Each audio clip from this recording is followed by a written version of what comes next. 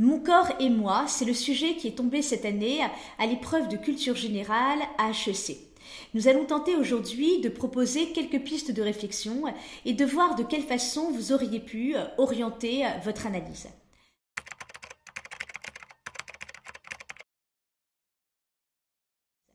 Alors, tout d'abord, évidemment, il fallait analyser la préposition « et » présente dans ce sujet « mon corps et moi ». L'expression « mon corps et moi » semble introduire tout d'abord l'idée d'une distance, justement, entre ce moi et ce corps, comme s'il s'agissait d'une sorte de face-à-face entre les deux, comme si le corps était extérieur à la conscience, à l'identité, comme si le corps pouvait être pensé sous le signe de l'étrangeté. Donc plus qu'un sujet, à mon avis, qui analyserait le rapport entre corps et esprit, il s'agit avant tout d'une question sur le rapport entre la conscience et le corps, et notamment la question de l'identité. Derrière le sujet apparent, il y a toujours un sujet caché, et à mon avis, la question de la conscience constitue l'essence même de ce sujet. Finalement, ai-je un corps ou bien suis-je un corps? C'est peut-être là la problématique. Doit-on envisager le sujet sous la forme de la question « mon corps et moi, ET » ou bien « mon corps et moi, EST », c'est-à-dire avec le verbe « être ». Le corps n'est pas seulement devant moi ni même avec moi. Le corps, c'est moi, je suis ce corps. L'expression « mon corps » d'ailleurs, très intéressante. Pourquoi? Parce qu'en fait, elle est traversée par une tension, par une contradiction interne.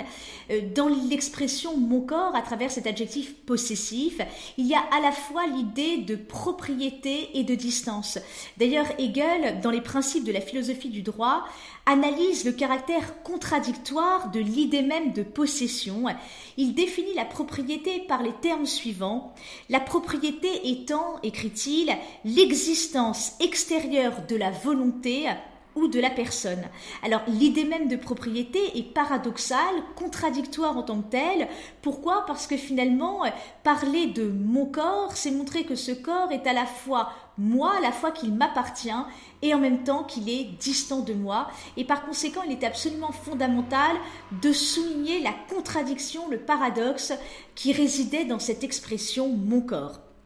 Enfin, il était certainement également intéressant de se pencher sur la chronologie des termes du sujet, mon corps et moi, comme si le corps était premier sur le moi, comme si le corps venait avant la conscience. Le corps n'a peut-être pas le dernier mot, mais le corps a le premier. C'est peut-être à partir du corps que se pose justement la question de la conscience et la question de l'identité. Tout d'abord, l'expression « mon corps et moi » sous-entend que le corps constituerait une réalité indépendante du sujet, comme s'il y avait une dichotomie entre le corps et l'esprit. L'identité serait avant tout une propriété de l'esprit et non du corps. Leibniz, dans le discours de métaphysique, écrit « Notre corps nous appartient sans être néanmoins attaché à notre essence ». Alors cela sous-entend que j'ai un corps, mais que je ne suis pas un corps, que ce corps constituerait une réalité indépendante du sujet. De même, Descartes, dans les méditations métaphysiques, place l'identité dans l'esprit et non dans le corps. Il écrit « Je ne suis donc précisément parlant qu'une chose qui pense, un esprit, un entendement ou une raison. Je ne suis donc point cet assemblage de membres que l'on appelle le corps humain. » Par conséquent, la res cogitans, c'est ce que je suis, la res extensa, c'est ce que je possède. Je suis mon esprit, mais j'ai un corps, et c'est la raison pour laquelle il y aurait une primauté de l'esprit sur la matière. Descartes, dans la lettre au père Meslan, pose la question suivante: mais qu'est-ce qui détermine l'identité de l'homme? Il n'y a personne qui ne croit que nous ayons le même corps depuis notre naissance. Ainsi, c'est le changement qui caractérise le corps. Par conséquent, il serait tout à fait contradictoire, paradoxal, de vouloir faire résider cette identité dans le corps, puisque l'identité, par définition, c'est ce qui ne change pas, c'est ce qui demeure. Et c'est la raison pour laquelle, pour Descartes, l'âme est par quoi je suis ce que je suis. On retrouve également cette idée dans les pensées de Pascal. Pascal montre que la spécificité de l'homme, c'est la pensée, et c'est la pensée qui constitue la dignité de l'homme. C'est la pensée qui fait de l'homme un être d'exception. Toute la dignité de l'homme réside dans sa capacité à penser. C'est donc dans l'esprit que réside la subjectivité. Il serait donc absolument paradoxal et contradictoire de placer l'identité, la conscience dans la matérialité du corps. C'est dans l'esprit que réside notre essence. Par conséquent, l'identification au corps ne pourrait constituer qu'une sorte d'illusion narcissique. Et c'est d'ailleurs ce que constate Simone Weil dans un ouvrage intitulé La pesanteur ou la grâce. Simone Weil écrit: une très belle jeune femme qui regarde son image dans son miroir peut croire qu'elle est cela, c'est-à-dire une chose, mais une femme laide sait qu'elle n'est pas cela. Par conséquent, Simone Weil décrit le corps par cette expression « cela », ce qui prouve bien que le corps serait a priori une chose extérieure, indépendante du sujet, et que c'est dans l'esprit que réside l'essence même de l'homme, la subjectivité, et par conséquent également son identité. Et c'est cette idée première que l'on retrouve dans l'expression « mon corps et moi », comme si justement, ou encore « moi et mon corps », comme si justement mon corps était distant, fondamentalement distant et séparé du sujet. De plus, l'expression « mon corps et moi » semble induire l'idée de distance, comme si le corps pouvait être pensé sous le signe de l'étrangeté, de l'altérité, voire même de la stupeur telle qu'elle est analysée par Paul Valéry. Par conséquent, il était fondamental de mettre en lumière ce paradoxe, cette contradiction, cette ambiguïté dans l'expression justement « mon corps et moi » et même d'ailleurs dans l'adjectif possessif « mon corps » qui induit à la fois l'idée de possession, de proximité, mais aussi celle de distance et d'altérité. Par conséquent, mon corps serait peut-être justement cette éternelle étrangeté. Est-ce que la relation de l'être à son corps ne peut pas être vécue systématiquement sous le signe du paradoxe? Et c'est effectivement Paul Valéry qui analyse cette idée dans un ouvrage intitulé Tel quel, puisqu'il évoque le sentiment de stupeur. Pour lui, la stupeur est une expérience, un sentiment existentiel, presque métaphysique. C'est le sentiment que l'on ressent lorsqu'on réalise l'étrangeté de notre corps. Paul Valéry, dans Tel quel, écrit « On considère sa main sur la table et il en résulte toujours une stupeur philosophique. Je suis dans cette main et je n'y suis pas. Elle est moi et non moi. Cette présence de la main exige une contradiction, mon corps est contradiction. » Dans un autre ouvrage intitulé « Mauvaise pensée », Paul Valéry écrit « La nuque est un mystère pour l'œil. » Pour Paul Valéry, l'homme ne parvient pas à se représenter totalement son propre corps. Paradoxalement, chaque individu est le moins bien placé pour percevoir son corps. Comment l'homme sans miroir, d'ailleurs, interroge Paul Valéry, comment l'homme sans miroir se figurerait-il son visage? Finalement, faire un avec soi-même est une impossibilité, c'est quelque chose d'inaccessible. On peut donc parler d'une sorte d'extraterritorialité du corps, et cette étrangeté du corps est peut-être particulièrement perceptible dans l'expérience du corps malade, du corps souffrant ou encore du corps monstrueux. L'expérience du corps serait en quelque sorte une expérience paradoxale puisque le corps est vécu finalement comme non-coïncidence à soi-même. On pouvait également illustrer cette idée par l'ouvrage de Jean-Luc Nancy intitulé L'intrus. Jean-Luc Nancy écrit cet ouvrage suite à une greffe du cœur et cette greffe du cœur le conduit à s'interroger justement sur l'expérience du corps et en particulier sur l'expérience d'un corps intrus. La greffe est vécue elle-même comme une intrusion dans son propre corps et au-delà de la souffrance physique, Jean-Luc Nancy interroge la souffrance psychologique qui consiste justement à accepter le surgissement de l'altérité au sein même de l'identité. Ainsi, le corps peut même devenir un ennemi. Entre moi et moi, écrit Jean-Luc Nancy, il y a désormais l'ouverture d'une incision, il y a quelque chose d'irréconciliable. Cette idée, nous la retrouvons également chez Merleau-Ponty dans la phénoménologie de la perception, lorsque Merleau-Ponty écrit la phrase suivante « Enfin, je ne fais jamais un avec moi-même ». L'expérience de la honte est une expérience intéressante. Pour quelle raison? Parce que c'est certainement l'une des expériences les plus fortes qui montre justement cette étrangeté du corps. Alors, qu'est-ce que la honte? La honte est toujours liée au regard de l'autre. Elle ne peut surgir qu'à partir du regard de l'autre. Et dans l'expérience de la honte, je suis en quelque sorte comme expropriée justement de mon propre corps. Sartre, dans L'être et le néant, nous explique que nous n'avons jamais honte tout seuls, nous ne pouvons avoir honte qu'en présence d'autrui, c'est-à-dire c'est à partir du moment où l'on sait que son corps est regardé que l'on peut éprouver le sentiment de honte. Par conséquent, l'expérience de la honte serait celle d'une subjectivité coupable. La honte, c'est la découverte de son propre corps comme objet. Il y aurait donc une réification du corps sous le regard de l'autre. Je découvre mon intimité, ma corporéité, en quelque sorte, exposée, dévoilée, révélée soudain par la présence d'autrui. Autrui me révèle à moi-même, il me révèle mon propre corps comme un pur objet, et soudain je réalise justement la vulnérabilité foncière de mon être visible. Dans l'expérience de la honte, sous le regard de l'autre, je suis comme exproprié de mon propre corps. Sartre écrit dans L'être et le néant: le corps pour l'autre, c'est le corps pour nous, mais insaisissable et inaliéné. Sous le regard de l'autre, le corps est en quelque sorte livré à une altérité inassumable. Lévinas, dans De l'évasion, analyse également l'expérience de la honte. Lévinas écrit: la honte apparaît chaque fois que nous n'arrivons pas à faire oublier notre nudité avec tout ce que l'on voudrait cacher et qu'on ne peut enfouir. D'ailleurs, Lévinas s'intéresse à un exemple intéressant. Il s'intéresse à celui de la pauvreté. Justement, pour lui, le pauvre incarne en quelque sorte la honte du corps, le pauvre et ses guenilles. Pourquoi ? Parce que ce qui caractérise la pauvreté, c'est précisément un corps soudain devenu visible, un corps incapable de se cacher. Par conséquent, Lévinas définit la pauvreté comme un excès de visibilité, et c'est d'ailleurs à cause de cet excès de visibilité qu'évoque Lévinas que le pauvre est condamné à se cacher, à tenter de demeurer invisible. Par conséquent, effectivement, l'expérience de la honte était intéressante à étudier. Pourquoi ? Parce que dans la honte, on perçoit véritablement cette extraterritorialité du corps, comme si la question de la conscience, de l'identité, était radicalement séparée de celle du corps. L'expérience du corps serait l'expérience non seulement d'une altérité et d'une étrangeté, mais aussi d'une subjectivité coupable.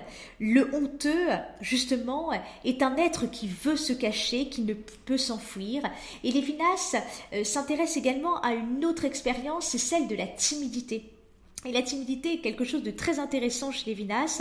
Lévinas écrit que l'homme timide, c'est celui qui ne sait pas quoi faire de ses bras et de ses jambes, celui qui est incapable en quelque sorte de couvrir la nudité de sa présence physique par sa personne morale. Cette phrase est très intéressante.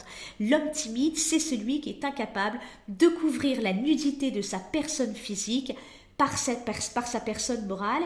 Et je crois qu'il y a cette idée justement qui était contenue dans le sujet « Mon corps et moi », comme si effectivement ce corps était extérieur, distant de moi, mais en même temps on ne peut plus présent, et comme si justement cette présence du corps pouvait être une présence aliénante, comme si justement cette présence physique ne pouvait pas toujours être recouverte par la personne morale. Par conséquent, notre immuable présence corporelle se révèle comme un besoin en quelque sorte d'excuser notre existence. Cependant, l'expérience du corps n'est pas toujours l'expérience de la stupeur, de l'étrangeté, mais l'expérience du corps peut être aussi celle d'un enchaînement, celle d'une pesanteur, et je pense qu'il était fondamental d'analyser également cette idée. L'expérience du corps, c'est celle de la stupeur, mais aussi celle, justement, de l'aliénation et de la pesanteur. Nous pouvons avoir le sentiment d'être étrangers à notre propre corps, et en même temps nous pouvons avoir également le sentiment d'y être enchaînés, et c'est cette idée que l'on retrouve d'ailleurs chez Lévinas dans l'expression de l'être rivé, et c'est peut-être justement cette relation paradoxale au corps qui constituerait toute la contradiction de la condition humaine. Au fond d'ailleurs, qu'est-ce que la mélancolie, sinon cette double impossibilité à la fois d'être son corps, de s'y identifier, mais en même temps de s'y détacher. Le corps, nous dit Lévinas, est un cercle étroit qui m'étouffe. Par conséquent, l'existence humaine, le tragique de l'existence humaine, ce n'est pas la mort en tant que telle, mais plutôt peut-être l'impossibilité de mourir. Le tragique de l'existence humaine réside peut-être dans cette impasse existentielle que constitue la relation de l'homme à son corps. L'homme serait dans une double impossibilité de s'identifier à son corps et en même temps de s'en évader. Et c'est pour cette raison que Lévinas emploie la notion de disjonction de l'être pour illustrer ce paradoxe. Par conséquent, peut-être que l'idée qui est à retenir dans l'expression « mon corps et moi », avec cette distance justement entre le corps et la conscience, l'identité, la distance entre le corps et le moi, c'est peut-être l'idée selon laquelle la coïncidence à soi constituerait une illusion. La relation au corps n'est pas seulement une contradiction, elle constituerait une impasse. Et c'est peut-être là d'ailleurs l'essence même de la notion de déréliction. L'expérience de la déréliction n'est pas seulement l'expérience de la contingence de l'existence, mais peut-être aussi l'expérience d'une contingence, d'une facticité même du corps. L'expérience du corps serait peut-être même d'ailleurs l'expérience de l'absurde par excellence. L'incarnation est une impasse. Et l'on retrouve cette idée chez Maurice Blanchot dans Thomas l'Obscur. Thomas incarne le sentiment de déréliction. Thomas est comme rêvé à son corps. Maurice Blanchot écrit que son héros est lié comme il ne l'a jamais été, avec une existence dont il voulait se détacher. Et la phrase suivante est très intéressante. Maurice Blanchot écrit qu'il essayait de secouer le poids énorme de son corps dont il portait l'illusion comme un corps d'emprunt. Il y a donc là un paradoxe puisque le personnage de Thomas tente de secouer le poids énorme de son corps, mais en même temps, paradoxalement, dont il porte l'illusion comme un corps d'emprunt. Par conséquent, l'expérience du corps est à la fois l'expérience d'une étrangeté et en même temps celle d'une aliénation. Par conséquent, l'homme blanchotien, c'est celui qui éprouve le poids d'une existence interminable que seule la mort pourrait éventuellement anéantir. Et il s'agit là de l'expérience peut-être par excellence non seulement de la déréliction mais même de la nausée, de la mélancolie.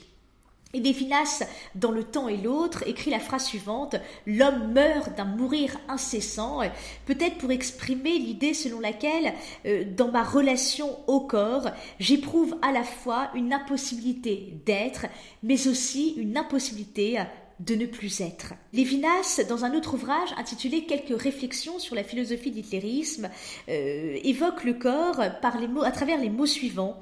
Il évoque justement l'étreinte d'un corps étranger, brutal, comme une malédiction. Lévinas écrit que le corps est l'éternel étranger et que le corps doit être supporté comme un objet du monde extérieur. Par définition, le corps, c'est quelque chose qui est à surmonter. Enchaîné à son corps, l'homme se voit refuser le pouvoir d'échapper à soi-même.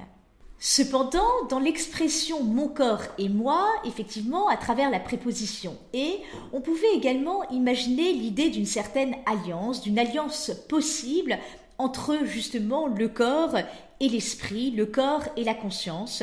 Le corps serait aussi une réalité sur laquelle je peux agir. Le corps peut devenir un instrument de la liberté au service de la volonté. Cette idée d'ailleurs est reprise par Spinoza dans le livre 3 de l'éthique. Spinoza écrit que l'esprit a un empire sur le corps. Par conséquent, on voit bien que l'esprit se définit comme puissance d'affirmer, de nier, de vouloir, de refuser, mais que le corps est peut-être là aussi pour obéir aux ordres de l'esprit. Il s'agirait par conséquent, justement, en questionnant ce rapport entre la conscience et le corps, de mettre fin à un dualisme qui ne correspondrait pas à l'expérience réelle que nous avons de nous-mêmes. Je ne suis pas un pur esprit, mais un être corporel. L'incarnation, par conséquent, ne serait pas un accident, mais une dimension constitutive de notre être. Michel Henry, dans Incarnation, évoque justement ces êtres incarnés que nous sommes, nous les hommes, de cette condition singulière qui est la nôtre, mais cette condition, le fait d'être incarné, ce n'est rien d'autre que l'incarnation elle-même. Pour Michel Henry, l'incarnation consiste dans le fait d'avoir une chair, et peut-être même davantage, nous le verrons à la fin de notre analyse, d'être chair. On retrouve également l'idée d'alliance. Le corps constituerait mon premier mode de rapport au monde. La subjectivité de l'homme est une subjectivité incarnée, l'homme n'est pas un pur esprit. C'est d'ailleurs par le corps qu'il entre en contact avec le monde. Même si l'esprit est nécessaire, c'est le corps qui est premier. Le corps n'a pas le dernier mot, mais le corps a le premier. Je suis d'abord un ensemble d'expériences vécues et ressenties par le corps, même si ces expériences sont ensuite réinvesties par la réflexion. Et d'ailleurs, Michel Henry, toujours dans cet ouvrage Incarnation, propose une véritable philosophie de la chair. Il évoque un corps qui éprouve le monde, qui le presse de toutes parts, parce qu'il s'éprouve d'abord lui-même. Michel Henry évoque la notion d'auto-épreuve, du se sentir sentant. Par conséquent, le corps est un corps vivant, est un corps qui me permet d'éprouver le monde, et il faut que j'éprouve le monde par mon corps pour m'éprouver moi-même, et en m'éprouvant moi-même, j'éprouve d'autant plus le monde. Par conséquent, évoquer justement cette expression moi et mon corps et moi, sous-entend l'idée effectivement d'un lien, d'une alliance entre le corps et l'esprit, entre le corps et la conscience. Ainsi, il était important dans ce sujet également de penser les conditions de possibilité d'une alliance entre la conscience, l'esprit et le corps. Le corps constitue donc un instrument de la liberté au service de la volonté. Si je n'avais pas un corps, c'est-à-dire que si ma subjectivité n'était pas incarnée, je ne pourrais agir. Paul Valéry, dans l'idée fixe, écrit « Et l'esprit, point d'interrogation, l'esprit commence et finit au bout des doigts ».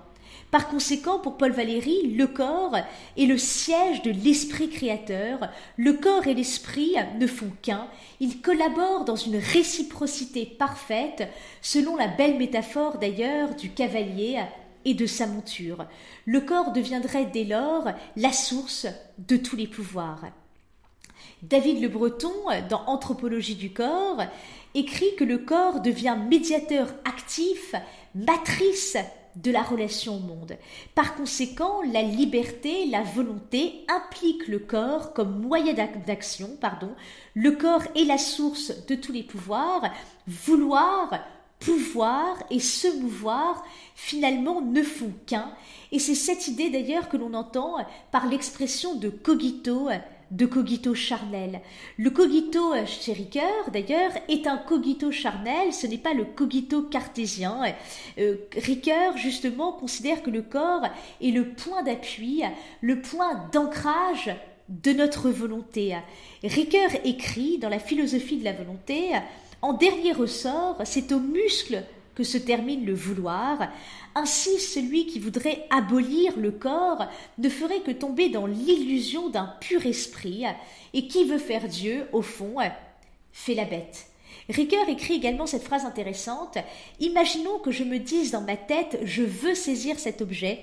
Il est évident que ce vouloir manque d'authenticité. Un vrai vouloir est un vouloir en marche, c'est-à-dire un vouloir qui se donne les moyens de sa réalisation. Or, justement, qu'est-ce qui peut donner au vouloir les moyens de sa réalisation si ce n'est le corps? À l'image de Sisyphe, du mythe de Sisyphe, qui pousse sa pierre en haut du rocher, le corps devient en quelque sorte l'instrument de la volonté. Ainsi, la volonté s'enracine dans l'effort, la volonté s'enracine dans la chair. Enfin, il était nécessaire d'achever votre analyse en montrant que le corps ne devait pas seulement être pensé sous le signe de l'étrangeté ou même sous celui de l'alliance, mais avant tout sous le signe de l'identité, de l'identification. Mon corps n'est pas seulement devant moi ou même avec moi, mon corps, c'est moi. Par conséquent, dans la première partie, l'expression « mon corps et moi » laissait penser que le corps pouvait être pensé sous le signe de l'altérité et de l'étrangeté. Dans la deuxième partie de votre analyse, vous pouviez redéfinir cette préposition « et » en insistant plutôt sur l'idée d'une alliance, telle que l'évoque d'ailleurs la notion de cogito charnel. Et enfin, dans la dernière partie de votre analyse, vous pouviez renouveler le sujet, le reformuler, en montrant qu'il ne s'agissait pas de dire « mon corps est moi, ET », mais plutôt « mon corps est moi, EST », mon corps c'est moi, je suis mon corps. Le corps est donc un facteur non seulement d'individuation, mais le corps est également une construction symbolique. C'est mon corps qui me singularise. Le corps révèle à la fois ce que je suis et ce que je voudrais être, au point qu'on peut même interpréter le corps comme une revendication d'existence. Le corps le constitue pour l'individu un moyen de se représenter lui-même, de se comprendre lui-même et d'agir sur lui-même. L'homme est donc indissociable du corps, la conscience, l'identité sont indissociables du corps qui lui donne une épaisseur. Le corps est donc une construction symbolique, la projection d'une surface, écrit Freud, et par le corps, l'individu va chercher son unité de sujet en agençant des signes.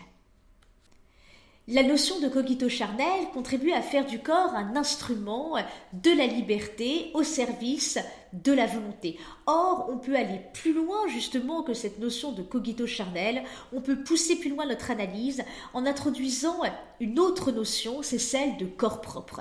Avec le corps propre, tel qu'elle est analysée par Merleau-Ponty dans la phénoménologie de la perception, le corps fait désormais partie intégrante de mon être. Par conséquent, il n'est pas seulement un instrument, le corps est un sujet à part entière. Le corps propre, ce n'est pas le corps que j'ai, c'est le corps que je suis. Le corps propre, c'est même plus que le corps expressif, c'est l'idée que corps et subjectivité ne font qu'un.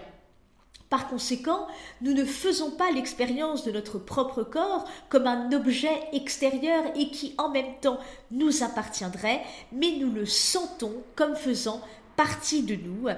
Le corps n'est plus pensé sous le signe de l'étrangeté ou même de la propriété, mais sous le signe de l'identité et de la subjectivité. Merleau-Ponty, dans la phénoménologie de la perception, introduit justement cette notion de corps propre. Il écrit « La subjectivité se fait à travers le corps. Je ne suis pas un pur esprit, mais un être corporel.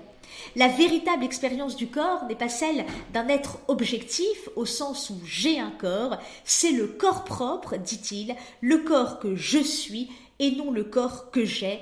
Le corps est sujet. » Ainsi, le corps est indissociable de la question de l'identité, de la subjectivité. Autrement dit, la phénoménologie, avec Merleau-Ponty, soutient une conception de la conscience de soi dans laquelle l'âme et le corps s'interpénètrent et forment une unité irréductible. D'ailleurs, dans l'expression « mon corps et moi », il était important de s'intéresser à la chronologie. Effectivement, le sujet donnait le sentiment que le corps était premier par rapport au moi, et effectivement comme si le corps justement était créateur de sens, comme si la question même de la conscience et de l'identité ne pouvait se penser qu'à partir du corps. C'est le corps lui-même qui serait projecteur de sens, le corps serait l'épicentre de toutes les expériences, le corps implante un sens dans ce qui n'en avait pas.